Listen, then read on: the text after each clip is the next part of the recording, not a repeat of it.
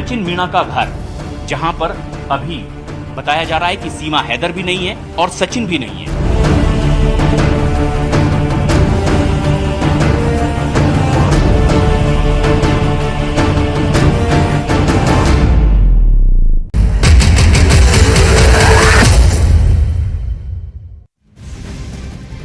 पाकिस्तान से अवैध तरीके से भारत आई सीमा हैदर के मामले में पुलिस को एक बहुत बड़ी कामयाबी हाथ लगी है। लेकिन सूत्रों का ये दावा है कि सीमा हैदर जल्द से जल्द भारतीय नागरिकता हासिल करना चाहती थी, जिसके लिए वो फर्जी आधार कार्ड बनवाने की कोशिश कर रही थी। और सूत्रों ने ये बताया कि इस काम को अंजाम देने के लिए सीमा का प्रेमी सचिन मीणा उसकी मदद कर रहा था। सचिन 1.5 महीने से सीमा हैदर को भारत का नागरिक बनाने के लिए अपने रिश्तेदारों से बुलंदशहर में संपर्क कर रहा था। और इसका पर्दाफाश उससे हुई पूछताछ में हुआ है, जिसके बाद यूपी एटीएस ने बुलंदशहर से उसके 2 रिश्तेदारों की गिरफ्तारी की है। बुलंदशहर में कई नामों में से 1 दर्जन से ज्यादा फर्जी आधार कार्ड भी बरामद हुए हैं।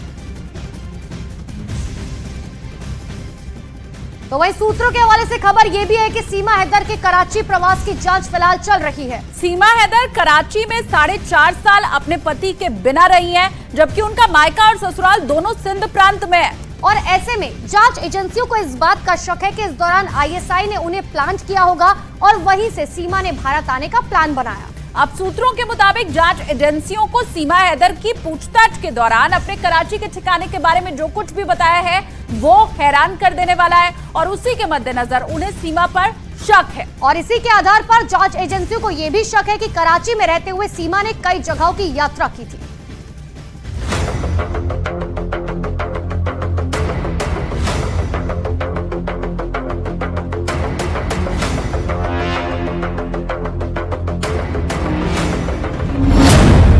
कराची में सीमा आईएसआई एजेंट से मिलती थी।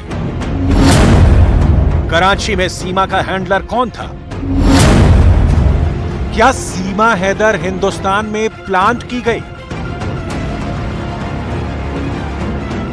पाकिस्तान से आई सीमा हैदर धड़ल्ले से हिंदी बोले तो शक होगा ही। कराची से भारत आई सीमा हैदर मीडिया को धड़ल्ले से इंटरव्यू दे तो शक होगा ही। भारत आते ही सीमा का इस्लाम छोड़कर हिंदू बनना, भारत में रहने की जिद करना और पाकिस्तान की बुराई न करना जांच एजेंसियों के शक को पुख्ता करता है।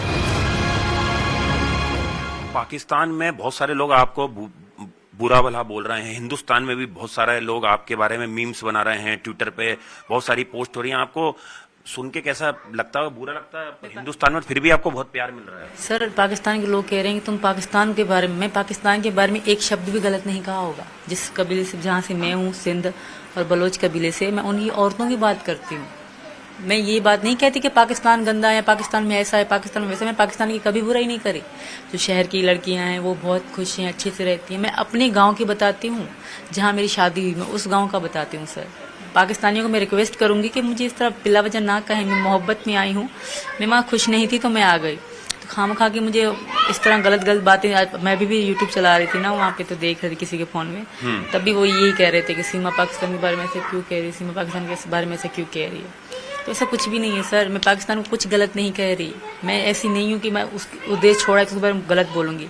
हाँ, जो गलत होता था औरतों के साथ वो मैं बोलती हूँ। सीमा हैदर के एक बयान से जांच एजेंसियां उलझ कर रह गई हैं। पूछताछ के दौरान सीमा हैदर ने बताया कि पति गुलाम हैदर के बिना उसने करीब 4.5 साल तक कराची में गुजारा।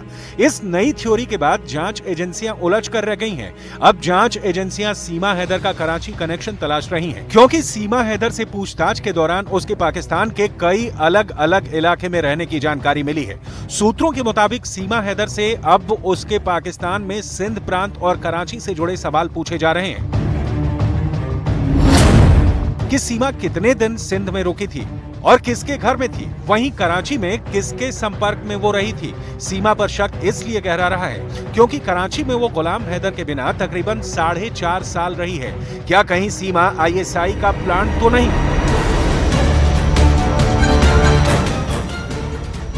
यह शक शुरुआत से ही एजेंसियों को है और इसी लाइन पर जांच भी चल रही है, क्योंकि जो बयान सीमा ने अब तक जांच एजेंसियों को दिया है उससे एजेंसियां संतुष्ट नहीं हैं।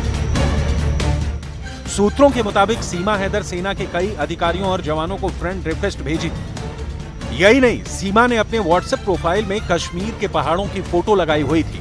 सीमा हैदर इंटरनेट के जरिए दिल्ली एनसीआर के कई युवाओं के भी संपर्क में थी। सूत्रों के मुताबिक जांच एजेंसियां ऑनलाइन गेम पबजी पर सीमा हैदर के बाकी साथियों को ढूंढने में जुट गई। खुफिया एजेंसियों को शक है कि सचिन मीणा को साजिश के तहत इस खेल में ट्रैप करके लाया गया था। खुफिया एजेंसियों को शक है कि पबजी पर सीमा हैदर के साथ कई साथी भी मौजूद थे। एजेंसियां अब जांच की नई थ्योरी पर काम कर रही हैं।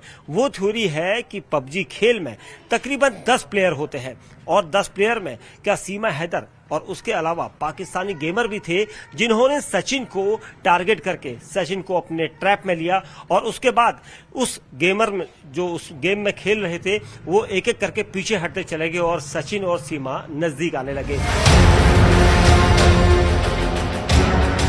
सीमा हैदर पर तमाम तरह के आरोप लगे। हिंदुस्तान से कम पाकिस्तान में सीमा हैदर को लेकर ज्यादा शोर हो रहा है और सरहद पार से सीमा की भाषा, उसके रहन सहन पर भी सवाल उठाए गए। जैसे आरोप लगा कि इतनी इंग्लिश और हिंदी बोलनी सीमा ने दुबई में सीखी। दुबई में काम करते वक्त सीमा के लिए ये भाषाएं सीखनी जरूरी थी। वो तमाम लोगों के लिए एक हब है, लेकिन वहां जब क्लब्स में लोग जाते हैं वहां इंग्लिश बोली जाती है और वहां की लड़कियां सीखती हैं इंग्लिश। इसने वहां से सीखी है इंग्लिश और ज्यादातर सुना है जिससे इसके राब्ते थे उससे ज्यादा इंग्लिश में ही बात होती है। और मैं इस बात पे क्रेडिट देता हूँ कि इंडिया की इंग्लिश बहुत, इंडिया में लोग इंग्लिश को भी अच्छा है, हिंदी को भी अच्छा समझते हैं, उर्दू को भी अच्छा समझते हैं, इंग्लिश को भी अच्छा समझते हैं। सारी जबान, सारी बोलियों की एक रिस्पेक्ट है, तो इसको सिखाई गई है। इसको प्रॉपर हिंदी जो है इसको आई आस्ता आस्ता नहीं आई, दुबई से आई है इसको, दुबई में। वरना आप उसको जिस जगह में ये रहती थी, अगर आप कहते हैं पाकिस्तान में, वहां सोच भी नहीं सकती इसको इंग्लिश आए। वहां पे इंग्लिश ये नहीं सीख सकती है, दुबई में सीखी इंग्लिश। हालांकि सीमा के मुताबिक उसने अंग्रेजी के शब्द पाकिस्तान में अपनी तालीम के दौरान ही सीखे थे और वो बस अंग्रेजी के कुछ शब्दों का ही मतलब जानती है जो बोलचाल का हिस्सा है। एटीएस ने आपसे इंग्लिश में कुछ पढ़वा के भी दिखाया है? सर जैसे 2-3 चीज़ें होंगी, ऑलवेज हो गया, आसान लफ्ज़ों के मुझे मतलब पता है, पूरी अंग्रेजी मुझे नहीं पता। जैसे ऑलवेज हो गया मतलब हमेशा, जैसे गुड हो गया कि सही, इस तरह चीज़ें मुझे पता है और मैं बोल भी लेती हूँ। इसका ये मतलब नहीं कि मैं पूरी अंग्रेजी पढ़, अगर आप लिखा पेन से लिखा हो मुझे अंग्रेजी देंगे मैं नहीं पढ़ पाऊँगी। हाँ, अलग अलग जो शब्द होते हैं मैं उनको समझ सकती हूँ, बस समझ है मुझे। तो कैसे सीखा आपने? मतलब ये मैं पढ़ाई कर थी सर गाँव में। अच्छा। हमारे सरकार की तरफ से ही पढ़ाया गया था सर, मैंने वहीं से पढ़ा और मैं होशियार थी सबसे। हम तीनों बहनें 5-5 पढ़ी, ज़्यादा नहीं पढ़ी, पर हमको समझ है। फिलहाल सीमा हैदर पर जांच एजेंसियों का शिकंजा कस चुका है। सीमा अभी किसी सेफ जगह पर है जहां एजेंसियां उससे कराची की डिटेल खंगालने की कोशिश कर रही हैं।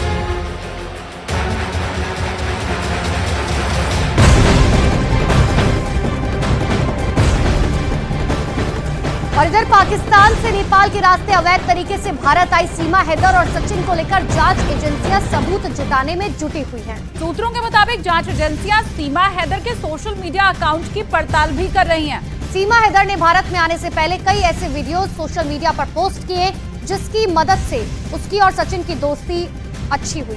बिल्कुल, और उसकी और सचिन की अच्छी दोस्ती के पीछे भी सोशल मीडिया ही है। उधर सूत्रों का यह दावा है कि जांच एजेंसियों को सीमा के बयान के ऊपर भरोसा ही नहीं हो रहा है। जांच एजेंसियों को इस बात का शक है कि सीमा आईएसआई के किसी प्लान को अंजाम तक पहुंचाने के लिए सोशल मीडिया की मदद से पहले सचिन को प्यार के जाल में फंसा और फिर भारत में अवैध तरीके से दाखिल किया।